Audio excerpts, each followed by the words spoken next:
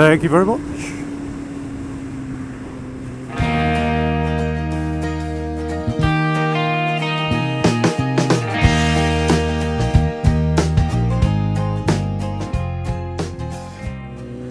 Good morning, everybody. Calm Biker here. What a lovely day, look at this. It's a suffocating day. I don't know how many times I'm going to do that one before it gets old. I wonder if it ever will. I've got a topic for today, spurred on by two things that have happened. Or rather, one thing that's happened and one thing in general that is a way that I like to deal with things at work. And my topic is laziness. Now, this is laziness not in the can't be bothered to get out of bed sort of laziness, but in the how you approach your work that you're being paid to do.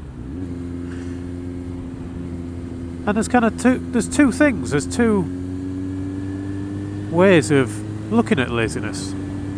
You can see it as a positive thing or a negative thing. Now, I look for people when I'm going to employ somebody to work on my team. I like to see people with an element of laziness about them, which sounds odd, but I guess it's because of the type of work that we do. So, for those of you who don't know, I run a software development team, and the laziness I'm talking about is when you've got to do a job over and over and over again, and it's boring and it takes a long time and it's repetitive and irritating to do. I like people to not want to do that, to feel, I suppose laziness isn't quite the right word, but I'm going to use it anyway, but to feel a bit lazy when it comes to do that. Not lazy enough that they just don't do it, but lazy enough that they think, how can I do this more appropriately, more quickly, more efficiently? And that in a software developer is what you kind of want, because what we do is we take problems that take a lot of people's time up, or that are boring, or that are difficult, error prone, and we make the computer do it instead. And that way, generally, it's faster, it's less prone to error, and the people who were doing it can go off and do something else instead. Sometimes, obviously, that ends badly, in that we don't need those people anymore, but that's the kind of the sad part of my job, really, is that sometimes you are actually putting people out of work. A lot of times, though, you're making their job easier and allowing them to do it better, so that's what we try and do. And where I am now, I haven't put anybody out of work yet, though I have to admit, in the past, some of the software I've written has meant that people are no longer required. So that type of laziness I'm looking for. The other type of laziness is what happens far too often, which is where people just don't bother doing the job properly at all. And they don't look for better ways of doing it, they don't want to improve what they're doing, they just can't be bothered to do it. They want to take the pay packet home and do as little work as possible for it. Now, that can be commendable, but it can be a pain in the backside. And that's the one that's happened to me and spurred me on talking about this. We had a chap come to deliver us a parcel, and it's from Yodel. Now, Yodel have been on Watchdog a bit, a current consumer affairs programme, because they've been doing some naughty things, and they quite often do naughty things with us, so they'll happily just throw something over our side fence. We've had to put things in our wheelie bin before on top of our rubbish, and often it's while we're in the house and they just can't be bothered to knock and wait for somebody. Now, what happened the other day was that the Yodel man came round and he had a parcel to deliver, and he knocked, and we went straight to the door. We were at the door within 10 seconds because we happened to be right next to it, and got there and he was already writing out his little card to tell us that the parcel was back at the depot or whatever. But we got to the door and said, oh, well, we'll have the parcel, thanks very much. So he was clearly wanting to get off quick.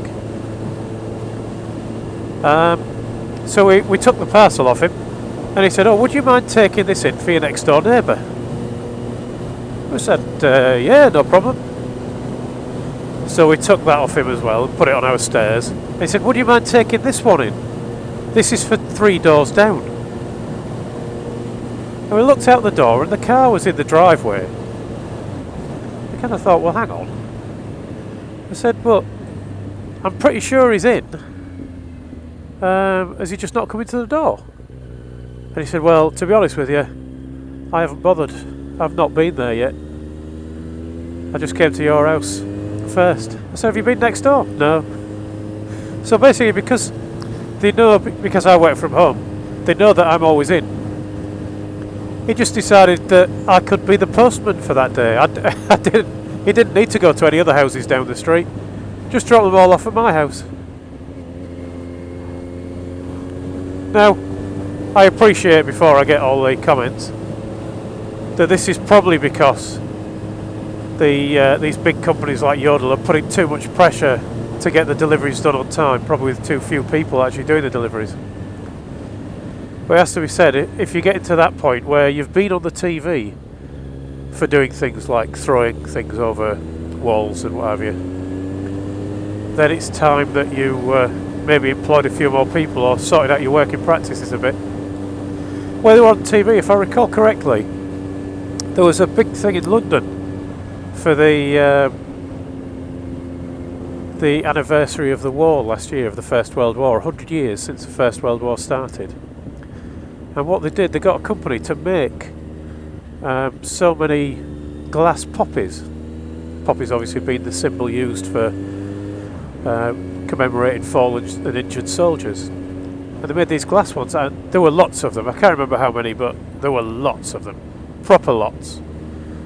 And Yodel got the contract, because everybody who wanted to was allowed to say, I'd like one of those poppies, and I think they paid a little bit of money, and it got put in a box and delivered. And Yodel got the contract to deliver them all. And that was the reason it got on TV, because obviously glass, fragile, irreplaceable, because there were only so many, even though there were a lot. I say a lot. And Yodel were taking them to houses and throwing them over walls and things. And just people were getting their commemorative poppy and it was smashed. So I suppose that's the negative side to laziness, or not being bothered to do your job properly anyway. I just wonder what you all thought. Like many of my vlogs, something happens and I just start wittering on, so probably time to stop wittering.